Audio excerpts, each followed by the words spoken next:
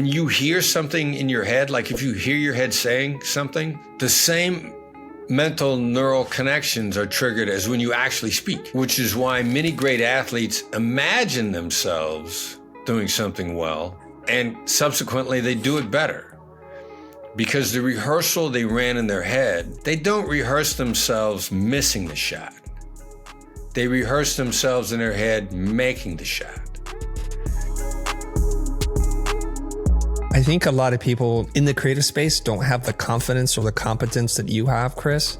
And for you to be able to say that, they're like, well, easy for Chris, the world's best negotiator, can say that and walk away from gigs because he knows another client will come. What they tend to do is they get real tense, and without knowing it, I think they speak in this assertive voice and they have really rough relationships. It's hard to build rapport. It's hard to connect. Do you have any advice for those people? Small stakes practice for high stakes results. Like, nobody deploys a great negotiation skill for the first time in the midst of a big negotiation. Everybody was a complete and total novice with no experience at some point in time. They were shown how to do it properly, and then they started to execute so that they got enough practice in so that they could then perform on a big stage or in the midst of a big negotiation. Michael Jordan got cut from his basketball team when he was a sophomore. Like, everybody started out as just another schmuck. And then they decided that they were willing to put in the practice, willing to put in the time.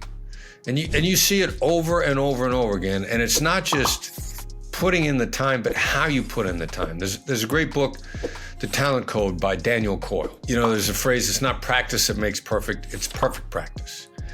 And I believe at the beginning of it, he talks about a video where this young girl is trying to teach herself how to play a song on a piano. And she was going really slow. And every time she made a mistake, she stopped and she backed up and she took her time to execute properly.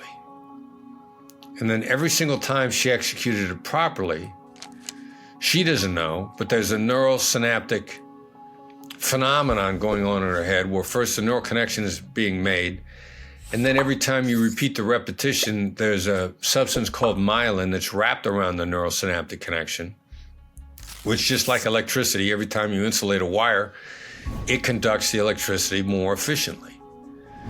And so every time you go slow, well, you start to pick up speed. But you focus first on executing properly before you even focus on finishing the execution. You know, you take your time to get the repetition down. And across the board, universally, human experience is everybody started out at not being any good at it at all. They just decided to learn.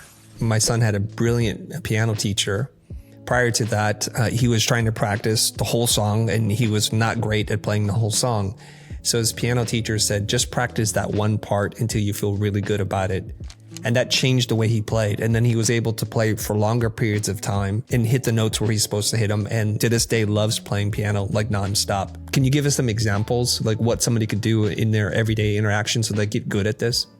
Yeah, well, you can even do it in your head if you hear it in your head properly. I'm a big fan of Andrew Huberman and his podcast and his Neuroscience podcast. And I'm fairly certain it was on his podcast where he said that when you hear something in your head, like if you hear your head saying something, the same mental neural connections are triggered as when you actually speak, which is why many great athletes imagine themselves doing something well, and subsequently they do it better. Because the rehearsal they ran in their head, they don't rehearse themselves missing the shot. They rehearse themselves in their head making the shot. You know, you have control over the rehearsal in your head. If you go, I can just see myself losing my cool again, well, you just rehearsed losing your cool. But if you can go back and imagine yourself saying it calmly, if you can imagine yourself reacting calmly, keeping your cool, that's practice. And you could do that in a crowded subway.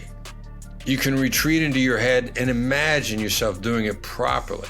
What most people do is they rehearse doing it wrong. I just see myself, next time I talk to my sister, she's gonna set me off, I'm gonna start screaming at her again. That's a rehearsal to do it wrong. And you can control that that film, that movie, that recreation in your head, if you choose to. And so that's a place to start. You can then practice out loud by yourself at home. Gonna make you feel like a psychopath, gonna make you wonder if the neighbors could hear you. Hopefully they do hear you, and hopefully they do think you're a psychopath. Maybe then they won't steal your newspaper.